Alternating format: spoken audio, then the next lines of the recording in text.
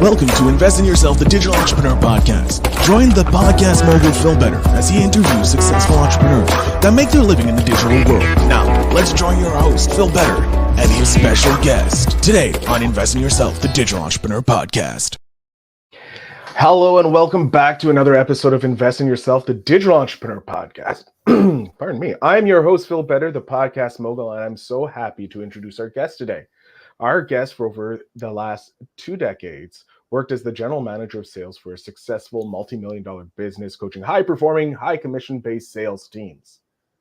But then they established their own personal coaching business, Speech Perfect, in 2007, to provide the tools to empower people to possess the confident voice of self-belief and establishing their personal brand authority. Let's go. As an international conference speaker, contributor to Koch's Business Builders magazine, host of We Are Women podcast, an amazing podcast, I might add, and author of 2 books, Being Unstoppable and Good Girls Do Sell. Our guest coaching includes online training programs, private coaching, workplace training, mastermind groups, which we all know is important, and group seminars. Having presented workshops in many countries around the world, our guest has coached international speech winners and in 2013 represented her country at the International Speaking Contest. A finalist in the BX Business Excellence Award for 4 years. In 2023, our guest won the Logan Chamber of Commerce Business to Business Award for Small Businesses.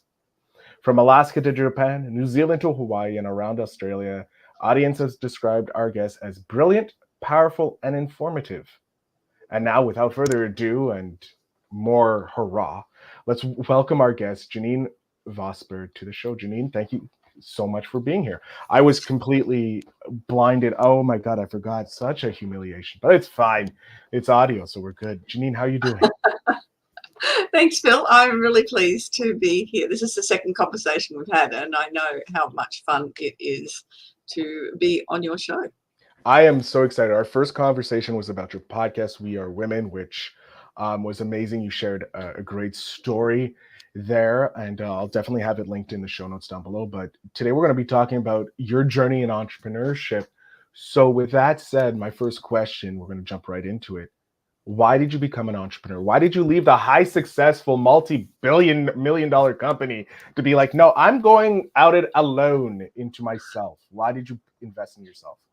That's a really good question. And sometimes I'm sure, like every entrepreneur, they might ask themselves that same question when things, you're pushing for business all the time, because really that's what you do a lot when you are in your own business. But that's part of it. It's your own, so the effort and the results are yours, whether they're good or bad, but you're working for yourself. And I think that was a really big point for me. And it was something that, even though I was in the GM role, I started Speech Perfect in 2007. It was on the back burner. Mm-hmm. It is something I suggest for everyone to do who's got a business idea, is to start things while you are working for somebody else. That way you've got the funding to create and get everything ready. So when you step into your entrepreneur, it will roll your business. A lot of the expenses are covered, and you can really focus on growing the business without a lot of outlay. So I did that from 2007, and then the plan was to wrap it up and leave the GM role in 2019. I was very fortunate, and I think this is such an important factor for a lot of people. I had somebody come into the workplace who was a motivating factor for me to leave. Is that a really nice way to put it? I think that is that's nearly Canadian in politeness level, how to say someone may have been a toxic work environment individual. That would be a good representation of that person. Very, very different values and ideas on how to look after people and how to look after customers and staff. And I realized, and this is a really big point as well, because when we're getting paid very well, it's sometimes hard to take that step. And we hang on, and the universe, God, whatever your belief is, that will bring a catalyst in. And that becomes that motivating factor. So that's why I say I was blessed that she came in. I didn't particularly think that at the time, but I made the decision to listen to what was being gifted to me and left in 2018, which meant I was very fortunate to have 19, a planning and travel year. I did a lot of travel through Europe just as a gift to myself. For surviving that individual. Absolutely. And because her husband and I went to Europe for 3 months, but it was also a really big planning year. We know what happened to the world in 2020, and I would not have got my holidays. And I already had so much in place, online training programs, everything in place. So 2020 wasn't as big a shock as it could have possibly been, because I listened to the gift. That was this individual, so we can thank them for joining the workforce when they did, because if not, we wouldn't be having this conversation. The world would be in a completely different spot for you and us. Now, obviously, you mentioned the goal was to be out by 2019 originally with Speech Perfect. How did you go about setting those goals, and what can you teach us about goal setting and staying on track? For me, when I work with people setting goals, and I do this for myself as well, is to have a really big vision about not a goal, but a vision of what you want your life to look like, what you want the lives of other people who you can affect to look like. And if that vision then keeps you on track with everything you're doing. It's so my vision is to be able to have small business owners take over the world. That's what I want for my vision. Entrepreneurs, small business owners to take over the world. My mission is to enable people to do what they don't believe is possible. So you combine those two things. Every day I work towards those points. And that's when I start working with people. They're the two most important factors. It's no use setting a goal for something unless you really have got the vision and your mission embedded, because everything else will flow from there. And the writing goals are so important, but unless you've set that right as that base framework, there's a very good chance you won't achieve it, because especially if you're just focused on money. Very true. Something I learned is that money isn't, like, if you're chasing the money, it will never come. But if you're chasing that passion, money just seems to flow to you. I don't understand it. It's something completely different. But I need help setting that big vision. I'm going to be sitting in the place of our audience here.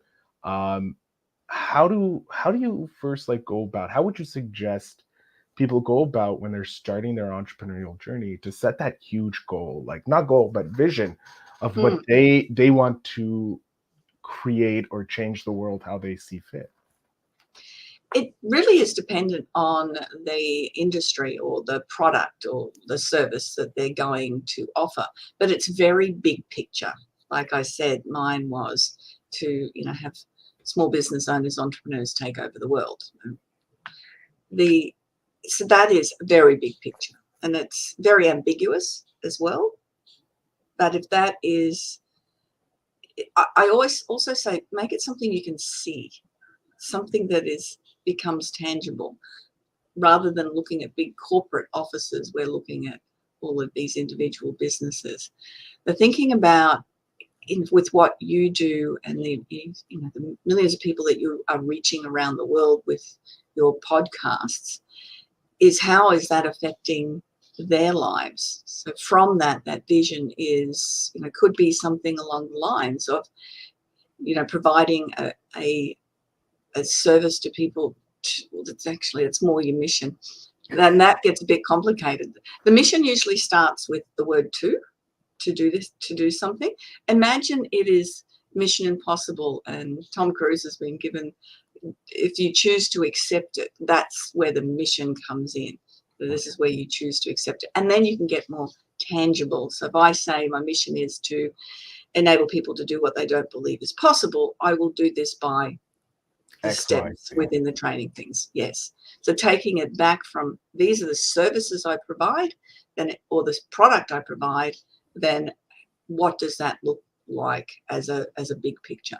I've got a client who has these amazing products called Bath Calm, and it's a meditation and bath products or shower products, but there's the meditation on a QR code on the box as well. Ooh, I That like that. matches the odds are phenomenal. Her vision isn't to sell those. That's what happens. But her vision is to be able to help people create an environment of calm and love their lives. So it's that bigger picture. By having that, then she can add the products in that will help her achieve that goal of what her vision is. So it's really big picture. I love that. I love But that. don't treat it as a goal. No, so.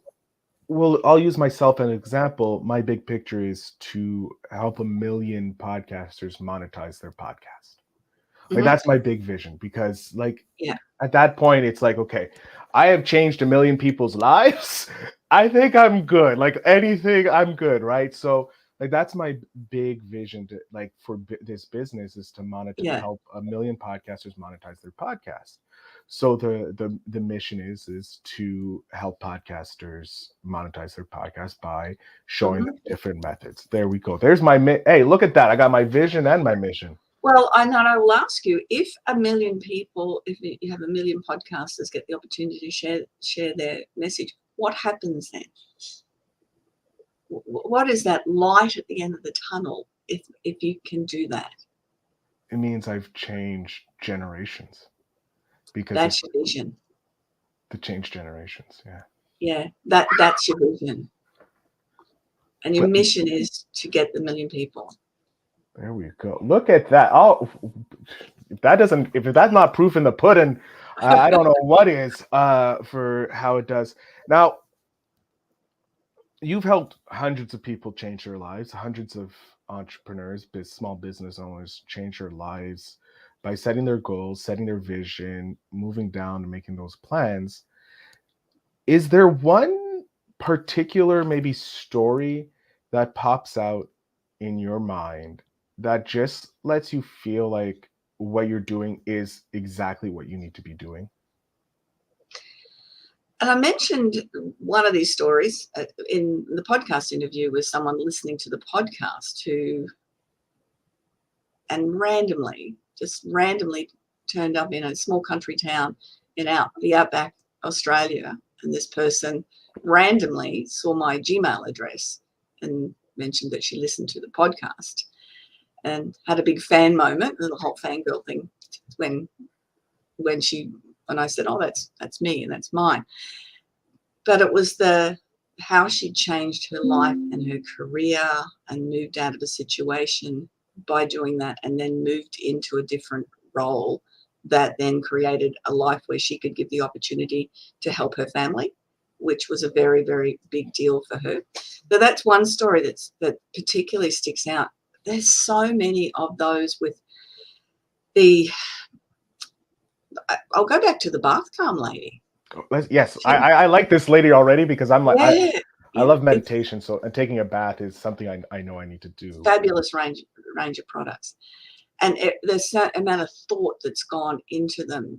But Caroline was working in a corporate role, so it was a very, very big step for her to step into her own business. She just seen a lot of stress in the workplace and just the world on this treadmill of stress. And that became her focus, was to create this calm, as I mentioned in the vision statement. I haven't worded it as well as what she has, of course, but it's just from memory what it was. And that's what she just wanted to do, was to create the calm. So for her to create the product, what product is going to be able to do that? And the QR codes was before we just the whole world went crazy on QR codes. This is 7 years ago, 8 years ago when I first met her. And we worked together on getting comfortable in her pitch, her sales conversation, how she was going to grow the business. there's all of those points which are so important from goal setting right down, but it's that belief in yourself and belief in what you have to offer the world is the important factor. And that's particularly with Caroline, that's what I worked through, was that take the step, I can do it. And it's not, and this is, there's very few overnight successes, Phil. You probably are aware of that. It takes a few years.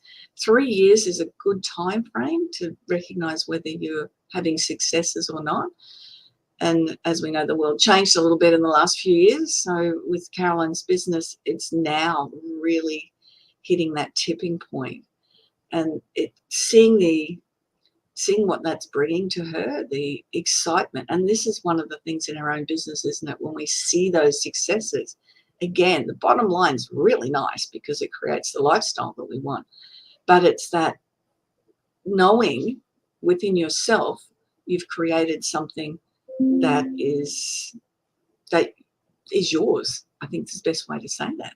It's you and it's yours. I don't think there's any better feeling. I'm so proud of what she's created. It's quite amazing. Listen, that is just an amazing story. Like I heard the story about the lady you met in the small town, which is, as a podcaster, it's like, oh my God, like I would be fangirling as much as the listeners probably fangirling, getting that type of feedback and hearing how much the podcast changed someone's life.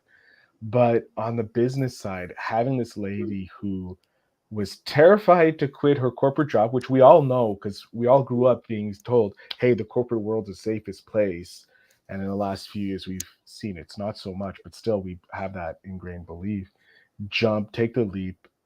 And now her business is flourishing and she's getting to live the life that she wants. And it's pretty much thanks to you kind of kicking her in the butt. Yeah, she's taken amazing action. And that's a really important factor. You can get all the information, you can pay for all of the training courses, you can do all of that. But if you don't take action on it, and if you don't get uncomfortable. Now, as a sales coach, one of the things I say to people all the time, you've got to get on the phone. It's not enough to be on social media and emailing people. You have to get on the phone, build connection, and talk to people. That's the way you're going to build connection. You're going to build rapport. You're going to grow your business. And here am I this week following up. I've got some workshops running in the next few weeks. And so that's what I've been doing in the last 2 days, is getting on the phone. And it's not getting on the phone, hey, Phil, I'm here to sell you something. It's have a conversation, find out what's been going on. And particularly the area that I live in has had some terrible storms through the last, it's summer here in Brisbane at the moment, live in a tropical area. So we've had some tropical storms and it's taken out power. And people have been nearly 2 weeks without power. Oh my God. And trees down over power lines, and they've brought in the army to help clear it. So it's been quite traumatic. So if I go in and start talking about, hey, you did this workshop last year on goal setting, how about you come back now? It's not going to hit the mark. And you can't do that in an email. You've got to make phone calls. You've got to get uncomfortable. If you're not uncomfortable, then you are going to fail in business. I'm sorry to say that. You have to get uncomfortable. As a millennial, as particularly an elder millennial, I despise talking on the phone. So that is a huge discomfort, but it is something that I need to overcome. And I love that we hit it. We hit on that point.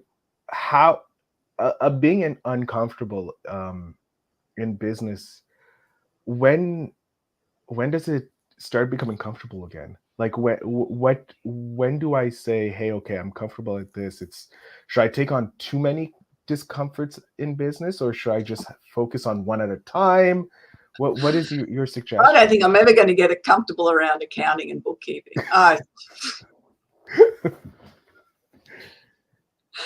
No, I do lie. I've my bookkeepers helped me. At least I can consolidate everything and send it off to her now through accounting software. It's doing things. It's doing things over and over and over and over and over again. People one of my things is I can pitch anybody's business. I can pull a pitch out for anything. If I hear what you do, I can pitch your business. Did I just learn how to do that last week? No, I have been in sales for over 30, let's go with 30 years. We'll go with 3 decades. Make it sound, it sounds it. nicer. 3 decades.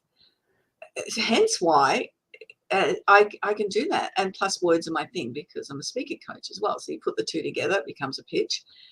And I can, but it's not something I learned to do yesterday. And it's everything in your business.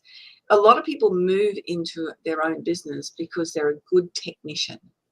They might be a good massage therapist, or they might be great at IT, or might be good at marketing. So create the business because they're a good technician. But there's so many other components to running a business that they have to be aware of, that they're the things that are going to get uncomfortable. They would probably never get uncomfortable when they're doing a massage. But if they have to do some social media marketing, that might make them very uncomfortable doing it. And I've got some clients in my mastermind that will not do videos. And I'm getting there. 2 years and I'm getting there. There's one lady in particular who just is so uncomfortable on videos, but I've recorded her doing testimonials for me. So we've got that far. But talking about herself is not her thing at all. She didn't mind talking about someone else, but not herself. There'll be components within your business, and the more you do it, it just becomes more and more comfortable to do. And some things may never become comfortable. I remember reading about Barbara Streisand, that every time she goes on stage, she's physically ill. Can you imagine that? I get butterflies. What I love, and I've been told, I get butterflies every time I'm about to do a podcast because, one, I don't know how the episode's going to go. Yeah. Luckily, Janeen, my butterflies were very small when it came to this one. But when I first jumped on the podcast with you on the other episode, my butterflies were huge because I was unaware how well the podcast was going to go. And that's my biggest fear, that I'm going to make either a fool of myself, a fool of myself is fine. I'm used to that. But a fool of my guest, which is, I hurt that guest's reputation, because that's the biggest thing that we have in the world is our reputation. And I take great honor and care when a guest comes on, because I don't want anything to happen to that. But yeah, it's very uncomfortable doing podcasts and doing videos all the time, because you always have to be ready and available. You do. And as I said, I coach in public speaking and presenting. That butterflies, that's something that nearly everybody gets to before they go on stage. And if you can shift it from a nervous feeling to an excited feeling, which is, a bit like you're getting on a roller coaster. It's that nerves, but it's really exciting. That's it. They're very much the same feeling. They're using that feeling and rather than saying to yourself, because what we tell ourselves we believe is that I'm excited rather than I'm nervous about something. It really shifts the mindset, because the subconscious starts believing that feeling now is excited rather than nervous. Great mindset shift. All it is simple mind shift, and you're set a different way and different goals and visions and that. I do have a question. I want to ask you about investing in yourself, because obviously that is the topic of the show, the title of the show. So as a coach, speaker, and entrepreneur, continual personal development is crucial. Can you share specific investments you made in your own growth, whether through courses, mentors, or personal practices, that have been instrumental in enhancing your coaching and speaking capabilities? And how do those investments contribute to your ongoing success and impact? If you don't invest in yourself, there's a very good chance that you won't have success in business, because you don't know everything. And as you mentioned, even just about the bookkeeping, it's not I'd race off and do a bookkeeping course, but I invested in a bookkeeper to look after that component. invested, and I was going to say the word spent, but I haven't spent money. I've invested in myself, a lot of money in myself over my career. And every time I have, it's been looking for the next level coach. So what I've always done, and I've done this for a very long time, is at the start of the year, I would say, what personal development do I want to achieve this year, and what professional development do I want to achieve this year? And that would be where I would then look for the right coach, trainer to invest in. And that's an important factor, is finding the right person. There's a lot of 20-year-old life coaches out there that might not be, for me, at my stage in life, a 20-year-old life coach may not be the best investment for me. It's finding the person who has got the runs on the board. That is such an important factor. I've got a financial advisor who is successful themselves. You look for people who are successful in what they do. I remember I did a week of speaker training. This is 20 plus years ago. And I was already doing speaking and doing speaker training, but I wanted to up it to the next level. And that's something to recognize as well. You can get to a certain level, but if you're not getting feedback on how you're going at that level, then even if you are that massage therapist, you will need to do some extra training. And I traveled to, I'm in Brisbane, I traveled to Sydney for a week and had the investment of the course, the investment of the accommodation, travel to the accommodation, and it was the most uncomfortable training that I have ever come across. For 3 days, we were not allowed to use expressions on your face. Probably noticed I used that a bit.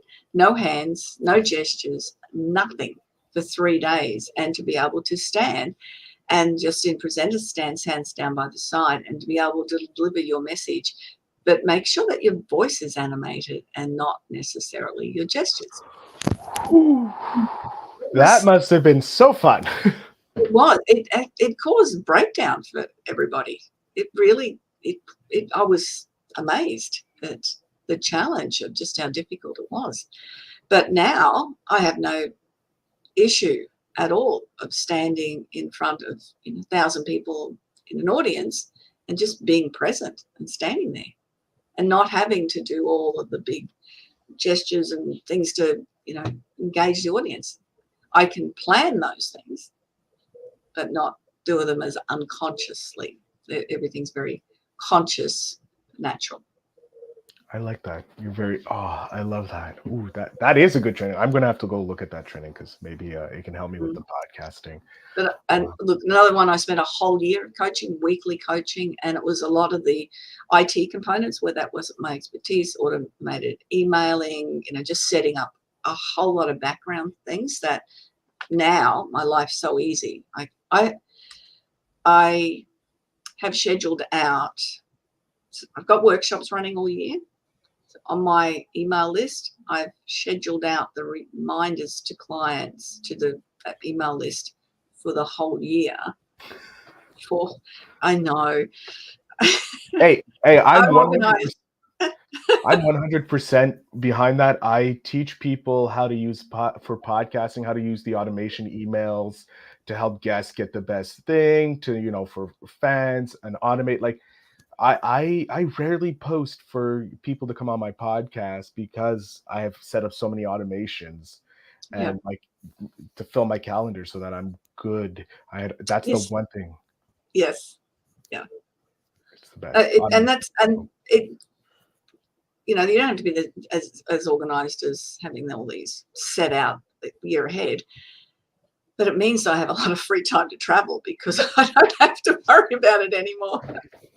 So the day I spent doing it all last week when it's quiet and there's not a lot going on, it's done and I can be on the road and people get their emails going, I thought Janeen was on the road somewhere outback Australia. I didn't think they have service out there. That's amazing. Janeen, we are coming to the end. I had, again, another amazing time chatting with you about business this time and not just your podcast. Before we go, I would love to get a piece of advice from you for your 10-year-old self? Because I'm starting a book for my nephew who's 5. I want to give him a whole bunch of advice from amazing entrepreneurs like yourself. So one piece of advice to the 10-year-old self, yourself, what would it be? I think for me, the advice I would have given myself is trust in yourself. Really be aware that recognize the fact that you've got that skill and knowledge. It's not just for somebody else, it can be for you. And to take that leap of faith and trust that you can do it. I think that's something that a lot of people get stuck into in jobs, jobs, because they don't trust that they might be successful. I love it. Janina, I'm going to jump off stage here. Please let my audience know where they can contact you if they're looking for some help in setting their goals for their own journey. The floor is yours. Thank you very much, Phil. So you can get in touch with me by going to janeenvosper.com and booking in a 30-minute complimentary session, and we can have a chat about what you want to build and what you want to create within your own business. Got a couple of workshops coming up on goal setting very soon. So check it out on Eventbrite, Humanitex, and also on my website. I would love for us to have a further conversation. And of course, you already know you're going to get the emails ahead of time because they're scheduled. Smart. Janeen, thank you once again for being an amazing guest on my podcast. It's been another pleasure chatting with you. Thank you, Phil. I've loved it. Really enjoyed it. To my audience, make sure you check out all the show notes down below to connect with Janeen. I'll have the links there as well. And I'll probably be trying to get a link to the bath meditation lady as well. Bathcom, because that sounds just wonderful. And why not? Maybe they have an affiliate program that we can get some money for the podcast. But anyways, Janeen, thank you again. My listeners, thank you for listening. And remember to always invest in yourself.